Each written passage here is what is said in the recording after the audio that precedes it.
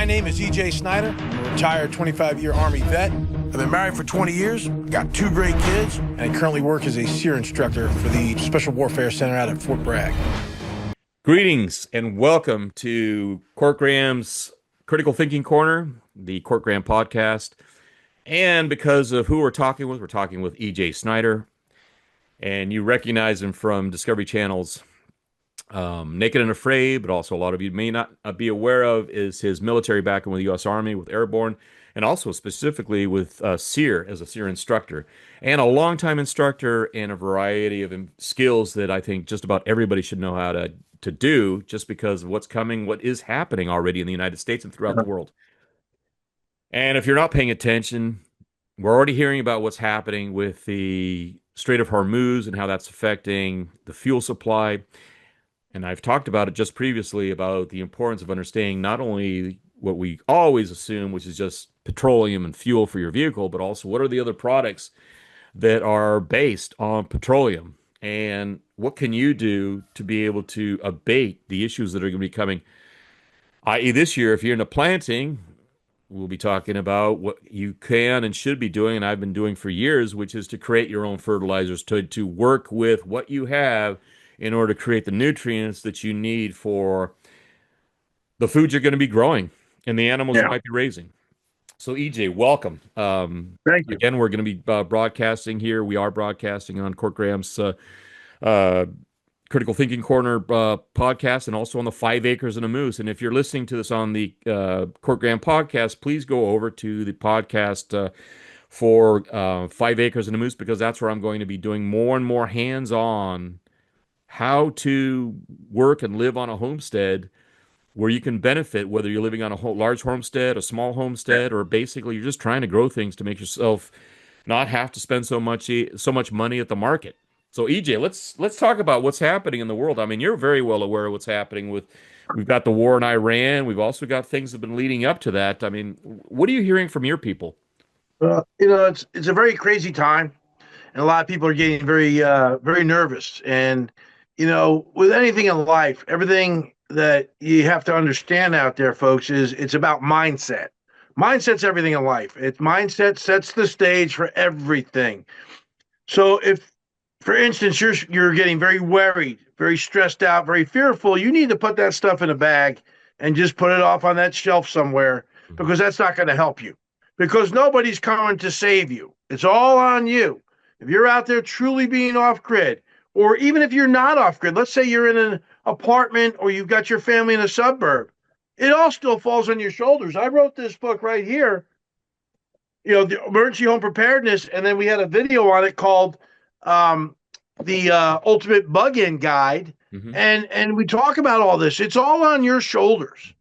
So everything that you need, you have to figure out. Now, yes, the Strait of Hormuz is having some problems.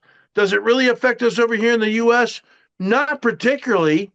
But what if the U.S. all of a sudden wants to be very greedy and start shipping this stuff overseas now? They want to become the big oil broker. Now you've got a problem, because now there's not going to be enough for us because somebody's greedy.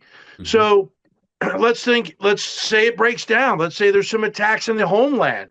Now all of a sudden our oil's getting hit, our electrical grids or whatever.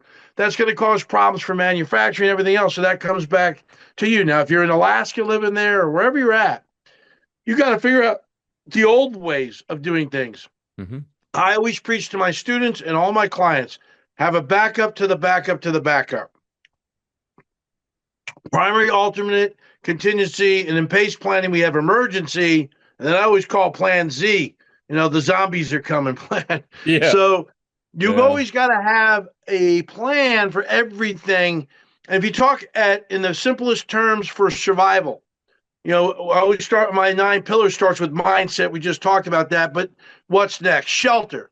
What is your home looking like? What's the security plan? What have you put in place to make sure that, because the bad guys are going to be out there. And when this world goes, folks, not a lot of you are going to make it. And the reason I say that is because when all the supply lines are done and the world's just thrown into the darkness, the first 2 weeks are going to be so crazy, the first month, but within 90 days, is my opinion, half the population on this earth will consume itself, if not even a little bit more. By the time the smoke clears, by the time 6 months is done and this world really goes into a apocalyptic scenario, there's going to be about 33% of the world's population left on this earth. Is one of them going to be you? And the way you make that one of you is get in the right mindset, get your training, get your anything that's out there that helps you, because this little electronic device you're watching us on right now is going to be gone. Yeah. So books are knowledge, people are knowledge, community. So who's in your neighborhood? I've seen so many times where a natural disaster will happen. People don't even know who's in their own cul-de-sac. They don't even know there's a doctor living across the street. So get to know. It doesn't matter if your neighbor's 4 miles away, 2 miles away, a mile away next door. Get to know your community. What are their skill sets? What can you help each other with? Now, that's establishing your base. That's your shelter. That's your home. And, in that home, let's say it gets cold. Are you relying on oil to fuel your home? Or do you have a wood-burning stove? Because guess what's not going to be not available? Wood. Wood's going to be all over the damn place. Mm-hmm. But do you have it processed right, ready to burn, not frozen, not in a poor condition, rotted? So you got to look at your home base. How is that set up for success? Yes, you've got solar panels. Great. That's just your own grid on your off-grid spot. It's just private to you. Mm-hmm. What is your backup to that? Because solar's never guaranteed. Do you have hydro going because you got a creek nearby? Do you have some windmill stuff going on? Do you have other forms of fuel? And now we get to next would be water. What are your water systems in place? How are you going to purify that stuff? Because water it may in the future become the next gold. Mm-hmm. Because our water drinking sources are being contaminated. They're being less pure, and these government folks, they're messing with the weather. Yeah. Who knows what they're dumping in there? So what are your water systems? Do you have rain catches to catch the rain? Even though that could be questionable at times, but do you have it at least? Some water is better than no water. You either drink or you die, right? So then you get into, we in the wilderness, we're going to call it fire. How, in this case, how are you cooking your items? How are you boiling your water? How are you purifying things? Mm-hmm. Do you have a grill? Do you have a fire pit that you're going to have good, capable equipment to cook with? The grills, surfaces, and then you get down to food. What is your food plan? Because the store shelves are not going to be there. Well, I'm going to go out and hunt me something. Well, hunting isn't as easy as people just say that all the time. I'm just going to grab my gun and I'm going to go shoot a moose. Well, I hope you do and get good at it. Mm-hmm. I teach my students, look for crossbows, bow and arrow, a smaller caliber gun, like maybe a 22 or something for smaller stuff. Because when you fire a weapon out there, I want to save my bullets for the bad guys. I don't want to waste ammo on an animal if I can just hit it with a bow and reuse that arrow. Mm-hmm. And when you fire a weapon, they're going to hear it. Now you gave your position away. Oh, he's got a firearm. He's just down something. Let's go take what he's got and eat that for ourselves. Oh, and by the way, let's take his gun away from him and hold it on him and make him go show us where he lives and take the rest of his shit. Mm-hmm. So those are things you got to factor in. How did the folks in the 1800s, or even better, the 1700s, or native people do things? Mm-hmm. Like, for instance, if you're off-grid and your toilets, you're not recomposting, meaning you're going in a bucket and you're not carrying your own waste into a composting pit where you got a rake and you got grasses or sawdust or even hay, and you're making a compost. That stuff is going to be helpful for your gardens. Yeah. And you're naturally fertilizing your food versus waiting on fertilizer, actual industrial fertilizer with fuel. Mm-hmm. Okay. Do you have greenhouses set up? How are you growing your own food? Do you even know how to grow your own food? Do you have heirloom seeds? I'm just throwing out, I know I'm throwing out a whole lot of information, but these are, and it gets very deep, but you have to, for your own brain, again, mindset, compartmentalize. What is my skill set? What do I need to learn? What do I need to do for my homestead? Just make a list and then tackle each one in little baby bites. And before you know it, you're going to be really far better off than you were. And when does it start? Well, if you didn't start 3 years ago, you're way behind the power curve. I'll tell you that. However, don't let that overwhelm you because it's never too late to start. If you start tomorrow, you're going to be way better off than if you didn't start tomorrow. Then you're 6 months down the road and the stuff hits and you're like, well, because you can always ration out your supplies. If you have to start rationing supplies, meaning you might not get 3 hots in a cot today. You're going to get maybe one meal that day. You may have to have a half a meal to ration out your supplies until you can resupply it with fish, salmon, good fatty stuff, good that gives you good energy. Yep. You know, get a beaver, something that's got good oils in it because they're aquatic animals. You know, geese, ducks, that kind of stuff has really good oils in it. Never, ever underestimate the gourmet field taste of a nice armadillo. Yeah. I love armadillo when I was down in Central America, man. Yeah. What do you see is happening in terms of this going down? I mean, I look at it from an economic collapse. It could be an infrastructural collapse where people are just, they suddenly are not supported because they're not getting paid, you know? And you got to watch what these totalitarians are trying to do. These folks that are New World Order types, they're trying to corral you into a smart city, trying to get you compliant. You know, the first shot across the bow was COVID. Can I get you to stay inside, wear a mask, comply the rules? Oh, we're going to do this, do that. Oh, get the shot. I was the guy with the big middle finger up on all of that shit. You know, I didn't stay inside. I just did what I wanted, you know, and mainly because all of a sudden, if you're in a 36 square 100-foot house, for me, that becomes a 10 by 10 jail cell. And I am a freedom loving guy. Right. So, but what I'm saying is in my studies, in some of my spiritual things that I've been exposed to and things that I'm feeling, and by God, hope I'm wrong for the sake of my kids and my future grandchild coming. You know, I'm thinking, you know, August, September 2027. That's when things are going to really get to that boiling point of breaking. And what's going to happen is how bad? I mean, what are we actually looking at? What are we seeing? Martial law. You know, but this is in response to what? This will be in response to what? I would say some countries wanting what we have and they don't have it. You know, maybe a internal attack, maybe a terrorist attack. People want to get even with us. I mean, you know, there's an Islamic mindset in terms of what those folks believe. And if you're not, you know, and it's not xenophobe or hated Islam, I'm just calling the enemy like I see it.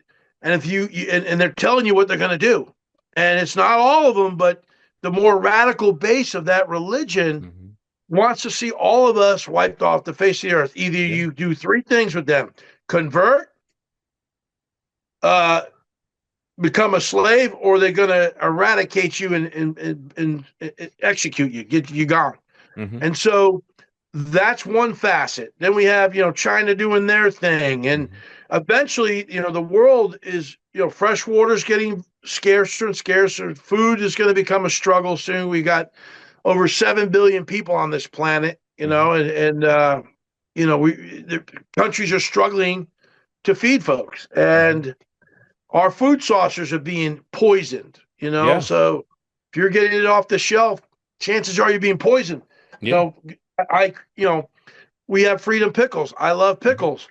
Most pickles you get, now there's main brands out there, and I've studied this the last few years because I started this pickle company. They'll have 3, 4, 5, 6 chemicals in there that will give you cancer. And they've been doing this for 100 years. Like my pickles are canned the old school way, natural, a natural salt, 2-year shelf life because of it. There's no artificial or dyes in here, no GMOs, no preservatives, no fermenting agents. It's all natural goodness the way Grandma Mary and my partner's grandma did it. All right. And so it gives you a good tasting product. And that's a skill you need to learn, how to can things so they last a long time. So what I think, it could be one of 3 things: total government civilization collapse because, people of power, whatever that is, could be a catastrophic natural disaster that could put us back into the ice ages, or another, multiple things at once, like they're trying to pandemic, countries are getting pissed at each other and they're exchanging missiles and bombs. Heaven forbid nukes ever decide to get launched, and that would just put us in the dark ages super fast. I mean, are you ready for a nuclear winter? I don't think so. Yeah. That's that could be a real issue, and especially if they think they can control it. Because I think the people who have the nukes, and when I say who have the nukes, it's not the people who actually have them, it's the people who tell them what to do. And if they're able to play the game back and forth, they think, well, I've been telling people, it's like, well, if you just do like 5 to 10 nukes, you could keep that material, just because of the way the winds work, in between the Tropic of Cancer and the Tropic of Capricorn, and you could wipe out 80% of the population just by doing that. The only ones going to survive are the ones to the north and everybody to the south of that. Because it'll be so shock. It's not the idea. I'm getting one of my episodes coming up is it's the variation of extremes. It's not the idea, that you're gonna have like this major like snow everywhere in Mexico City or like in Cancun. Right. It's the idea that all it takes is 15 degrees. So you can just have 15 degrees near the equator, or or like in Mexico or in Colombia or in Ecuador or down in northern South America. You just need 10, 15 degrees and you can't grow things that were normally able to grow in that area. Yeah, they changed the whole fauna, the whole ecosystem. It takes a good decade for a lot of fauna, when there's really the ecosystem, when it is affected that harshly, to morph and because life will find a way. It always does. But it takes time for it to adapt to what just happened to it. Adaptation takes a while. I mean, that's why we've developed over thousands of years. And then if we look at going back to the petroleum, we've become so reliant on petroleum, and it's by design. If you read the stories of like my big thing right now is it's like I'm appalled at what John D. Rockefeller Jr. did when he had Standard Oil back in the early 1900s and the things that he was doing. And then you hear about Rudolf Diesel, that the diesel motor was he was the one who designed it. And most people don't understand that he designed it and he made it work on peanut oil. Yeah. And he was going to the Brits because they were going to put that motor in their submarines and run it on peanut oil.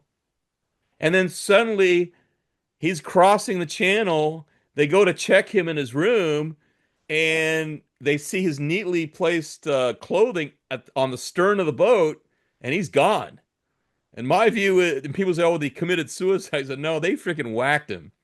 They killed that guy. Because can you imagine if the diesel motor was running on peanut oil, that would have just totally destroyed the petroleum industry. Everything that the five families, true five families that are running the world in terms of financial, with their power, they've have everything set up and they all made a pack and controlled a certain piece of that pie. Yeah. And it's sad. Well, it's pretty kind of, actually, if you look at it from one point of view, it's pretty genius what they did and being able to pull it off. Yeah. And now it's been able to go for over 100 years when they did this. You know, they made so much profit, and if you look at it, all the things that they've made off of petroleum products, off of oil, that we rely 80% of belongings in somebody's house is made is petroleum based. It's made from oil. Yep. Fossil, quote fossil. It's not fossil fuels. The factory being fueled by it, or transportation to get it there. Or cups, freaking all the rubber on our wires. The grips, your plastic grips on your pliers. Yeah. We're so reliant on that stuff, and it's just like the way it. If that's gone, I mean, that's the reason I told everybody 2 weeks ago. I said I'm running to Walmart, and I found, like, tubs, plastic tubs, big ones, small ones, $4 each. I was freaking like filling the truck, because you're on a homestead, you're using tubs, and a lot of people don't Yeah. realize how much they need tubs until they don't get tubs, and they Yeah. can't get tubs. And it's like with ammo before. I mean, I'm good with ammo. I have no interest in buying or getting any more ammo because I got more than enough. I could feed myself, I could protect myself, and I don't Right. blow through that stuff. Everybody's like going to the range and blowing through it. I'm going, I don't, if you know how to dry fire, you don't have to go and do that. Right. Right. Yeah. You know? So it's the more I'm looking at, I'm starting to get into this point that I'm thinking it's just like, if it gets into a supply issue, Yeah. what are you telling your people, in terms of supply? Is it like buy what you can now, or learn how to make stuff yourself, be a fabricator yourself? Yeah. Yeah. Again, it goes back to like at least a threefold principle. Hmm. Have your primary backup to the backup. So you want to have three ways. So stockpile goods that are going to that won't rot, or goods, blankets, things like that. Hard goods. In terms of food supplies, try to get non-perishables. Try to get not that it's very good for you, but these survival foods, these long-term meals. Those MREs. You just better have some kind of food than no food. So And how much? then Because I mean, we've talked about food, and do you still have that line of survival food, or not I anymore? did. I've discontinued it just because Okay. me and the person I was doing it with, we didn't see eye to eye. But Okay. when you But when you're what thinking in percentage? terms What of food, percentage? Yeah, what well, percentage would you in terms of people will store things like, I tell people, like, okay, let's beans, because beans, not a lot of people don't know that those beans you buy at the store, you can actually put them in dirt and you'll actually have a bean plant. There's a lot of yeah, yeah, stuff that you can go and get. You can either cook it for the short return, or you can yeah, plant it and get long return, and it's fresh. So yeah. what So, percentage would you say for stock? well, you want to be stocked up enough in terms of food. You want to be thinking about how many people in your household, and I always say plus two because you never know what guest is going to come over, and then from there, at 3 meals a day. 3 meals a day. Why plan for 3 meals a day? Because, like again earlier, I said you're going to ration. Hmm. So if I plan for 3 meals a day, I've just tripled what maybe I might have to eat at one meal a day. Same thing like you just said, rice, beans, things that you can cultivate, having heirloom seeds that are going to repeat and Hmm. come back again and again when you replant them. You gotta think the way our ancestors did. They did everything by hand. How when if you're truly living off grid, most of the stuff you're using in your kitchen is people powered. Yeah. With the crank or whatever. It's not electric. You because you can. This isn't not. It might get tired over time, but it's all on you. It's not having to plug something in. So how are your systems set up to produce that food or that item? Hmm. And then I tell people, you want to keep stocking up, and you just keep going. You just keep going. And you may have, well, my shelves are overflowing. Good. Hmm. Now Yeah. go outside and find another way to store it. And you got to think about the rodent problem, other Hmm. animals getting in there. Where are you storing it? A lot of people like those I advise those trash cans, those metal trash Hmm. cans, because a mouse or anything, once you seal them up with some tape or whatever, they're not getting in that metal. They're Hmm. not getting in there, but in the plastic coat, they might get in there. Mice are Hmm. and rats are woo, they'll Yeah, get in there when they fast. start And there's some, chewing. Yeah. yeah. Yeah. So I tell people, however many people you got in the house, add two or three to that, like you're having some guests come over. Hmm. So you'll have extra. If they never come, you got extra. Hmm. And you just want to, you want to have initially, you want to start small because you're starting today. Let's say you start tomorrow. Work on your 30-day supply first, Hmm. then go 90 days, then go 60 days, then go out to a year.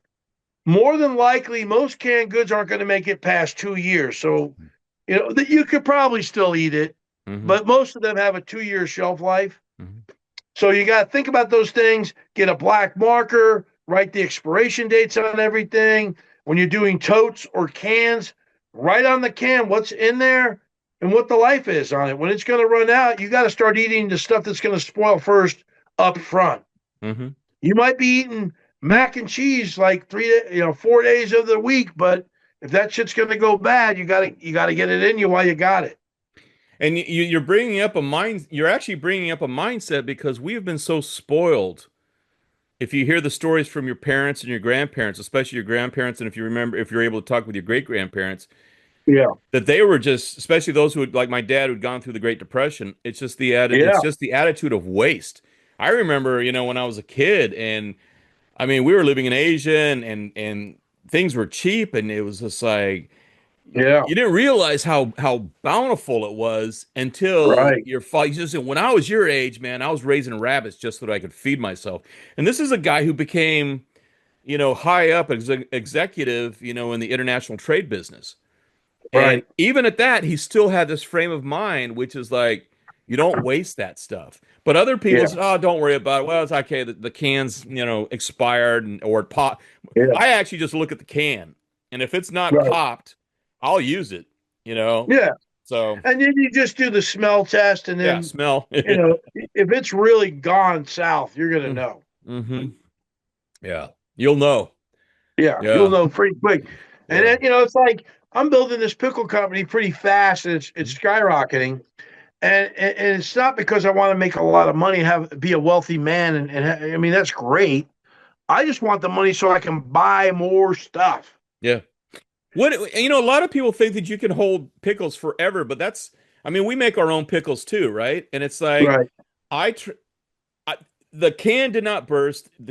Everything was secure on it, but when I opened it, you could tell it was just like, and it'd been like I forgot them down in the basement, Yeah. and it was just like I pulled them out. I said, "Are these still good?" And I opened them, and I was chewing on it. And it's like, I mean, it won't kill me, but it's like it's not the same. Yeah. The FDA puts a 2-year shelf life on there. I think some of that's just so you can keep supply going. Yeah, And yeah. people can keep buying so they're not Hmm. sitting on it for long. Hmm. I mean, I probably think it would be good after 3 years if I Hmm. want it. Hmm. Unfortunately, they're too good to make it 3 years. Good. But Yeah. if you open a can up and let's say it is a vegetable or Hmm. it is pickles or something, and it's not good for you to consume, well, what do you do with it? Go Hmm. put it in the compost bin. Go Uh-huh. throw it in your garden and let it go back to the earth because it's still going to have some nutrients. Hmm.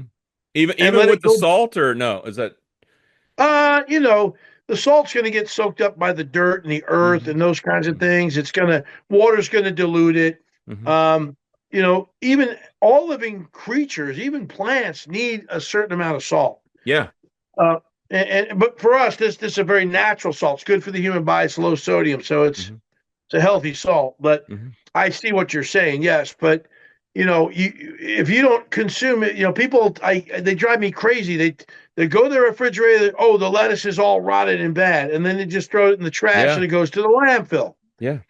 Take that thing out. If you got pretty flowers in your front yard, Hmm. whatever, just put the vegetable that's rotting back into the earth. Yeah. It will Yeah. enrich your soil and make it so much better. And watch how much brighter in color your flowers become Mm-hmm. because it's still Hmm. got vitamins. Yeah. Yeah. I mean, people, Yeah. again, it goes back to waste. People, we do not throw anything away. It's kind of like we have a separate one that's like food products, whether it's fruit leftovers, banana skins, bones, uh, cooked meats, Yeah. or even the scraps of the meat. I got to watch it with the meat, because I don't want a bear going in and digging it up, but I haven't had any Right. problems. And then there's two ways people do like the compost pile. But what we've started doing is basically we just go to like near the plants in the row and we just plant it right next to the plant and just put it straight in the ground Right. right there instead of having to go off and then you got all those if you've got good soil like we do now because of all the work we've done on it, those worms they will take it to all the plants that need it, which is Yeah. wild Yeah. to see. Yeah. Sure will. And Yeah. then I tell people all the time in the wild, you got to get comfortable being uncomfortable. So you got Yeah. to figure out what Yeah. is that. maybe you can't turn the heat up all the way, and you're going to put an extra sweatshirt on or something, be a little warm. You may have to, eat certain things that you might not have ever thought you would be eating in your life. I grab a bunch of grubs. I'm going to try and go catch something bigger with it and go get a bigger fish or a salmon or something that's going to get it. But if I don't, and that's all that's on the menu that day, I might be eating a grub, and it's pound for pound in protein. And I know a lot of these big world moggers are trying to get us on the insect kick, but don't sweat an insect until you try it, because pound for pound in terms of protein, they've got more protein than you're going to get out of a steak in some cases. Yep.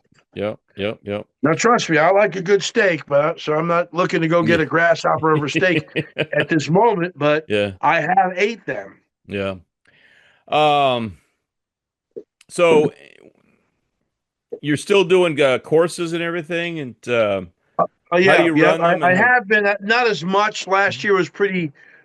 I was running hard with the pickle business, but I was doing double duty. So I was going to survival expos, a lot of these off-grid expos, and I was still teaching. Yeah. I've moved into a speaker role. Like, I'll be in May, at the end of May, on Memorial Day, I'll be out in Washington. Oh, cool. Teaching it at the Thrive event. So I'm one of the keynote speakers out there. At the Thrive event? Okay. It's called Thrive. It's out in Washington. I forget. It's near Spokane. Oh, Spokane? Near Spokane. It's going to be a whole weekend event. Like-minded thinkers coming together. Oh, cool. Talking about mindset and how to, for this very thing we're talking about. Huh. And it's a community of people that want me to come out there and enhance their learning. Yeah. Well, I'll get the link from you later, but just to let everybody know, I always, whatever we talk about or I talk about, I always put links in my first pinned comment on YouTube. Right. So I'll put it both on the Cork Graham, Cork's Critical Thinking podcast, and also it'll be pinned as the first comment on the 5 Acres and a Moose homesteading channel. Yeah, ejsnyder.com. You can find out more about me, what I got going on. I'd love to teach a bit more classes, and I'm trying to move into 2027 and get back to getting out in the woods more and doing that again and putting this other stuff away. In the fall, I'm at a lot of events. I'm getting ready on my social media to post my calendar of events I'm going to be at. I'm actually hosting the 9th through the 11th of October, the EJ Snyder, the Uwharrie Survival Outdoor Overlanding Expo. Oh, cool. Very cool. Uwharrie, North Carolina. We're going to be in New London, is what they call it.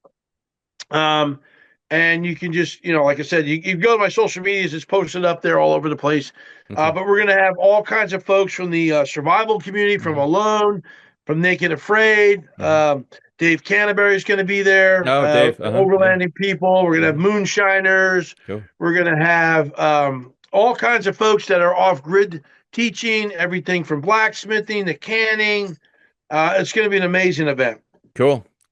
Last year we had 10,000 Is that people book still available? The preparedness book that you wrote? Yes. This book right here. Go on Amazon, look it up. EJ Snyder Emergency Home Preparedness Guide.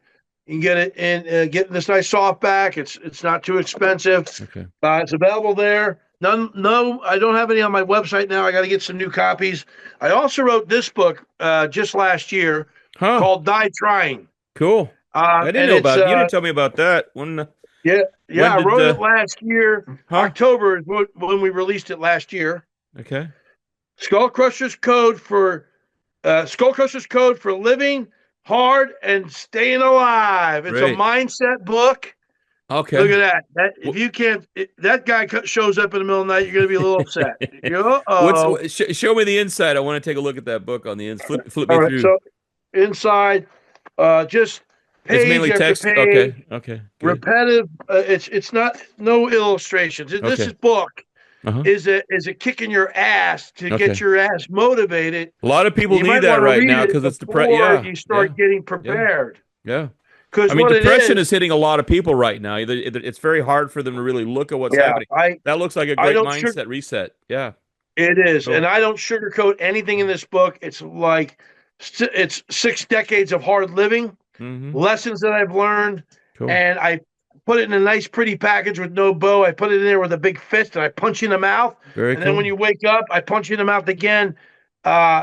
It's basically written in my tone and how I speak to people, and it re-hits the same main points chapter after chapter again. You'll hear them again and again. Good. Why? It's called, we call it pain-based learning. When your mom told you don't touch the stove, and you touch the stove, you're, oh, it's hot. She says, I told you not to touch the stove. Oh no, it's not really. No, it is hot. No, not really. Oh, it puts things in a certain part of your mind that you won't forget. And that way, it's why we call it pain-based learning. Yeah. Something we teach in the SEER school because when you're out there, folks, and things hit the fan, in survival, things have to become second nature. It has to be instinctive. It just has to go. That's why in the military. Give me a mindset from SEER, because I mean there are a lot of things that are taught in SEER that, but there's people, and it applies mainly for military and government in combat. But there are points that a lot of people could benefit, man or woman, that you could pull out from SEER to share with people. One, stay situationally aware all the time. Everything around you. It saved me in battle. It saved me in the wild when I've gone out on these really extreme survival challenges. Get plugged into the universe.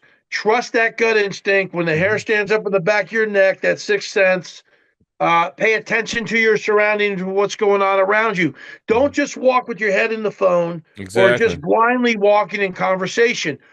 I'm always checking what we say 360. Check my six, which is behind me, what's going on in front, and then I look high and low. So you always pay attention to what's going around. What is the activity going on around? A lot of people get themselves in trouble, and a bad event's about to happen right there in front of them, and all they had to do is pick up on the signs, and they could have buggied themselves and their family out of there. Yep.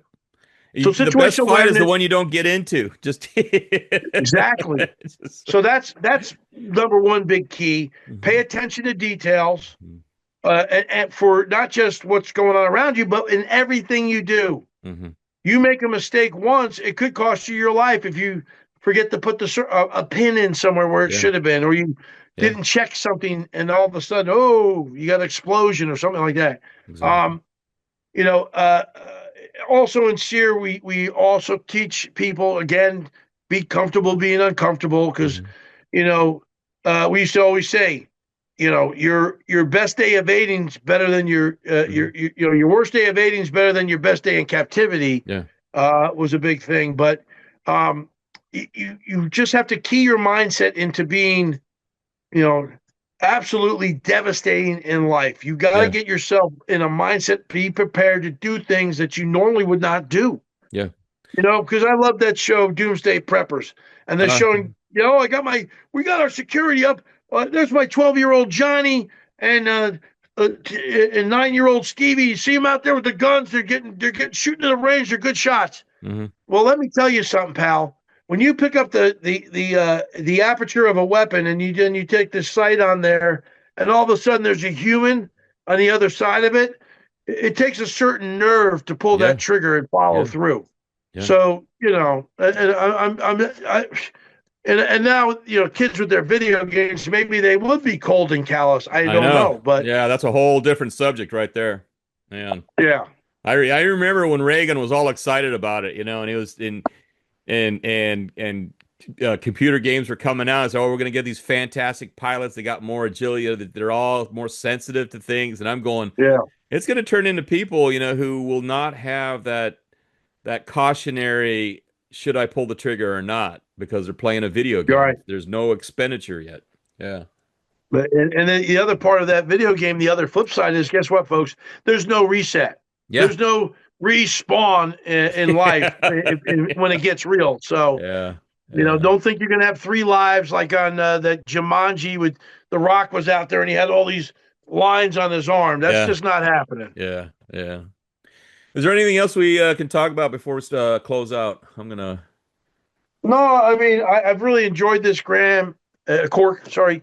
And like I said, these books, both of them are available on Amazon. And I'll put links on the first pin comment again. So and you go to ejsnyder.com, link up with me on my social medias. But folks, bad days are coming. Yeah. And taking the time now to prepare, Mm-hmm. it's absolutely imperative to do it. Start now. Yeah. Start right now. Get your piece of paper out. Write down one column, your skill sets, and what can you do and what can't you do.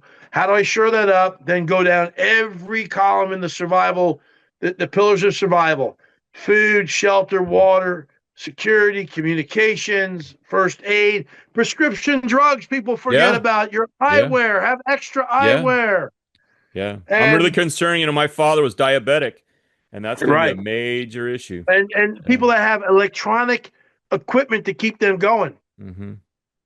Yeah. That's a Big problem, natural disasters. And folks, if you want to come on and own a piece of the pickle and get in the pickle jar with us, just go check out my social media at EJ Snyder 333 on Instagram or over at Facebook, EJ Snyder. You'll see me with all this black war paint on my face, or go over to freedompickles.com. The invest page is right there. We've got a great fundraiser we're raising capital right now. We'd love to have you in the freedom forces of Freedom Pickles, America's pickle. Come find out why freedom never tasted so good.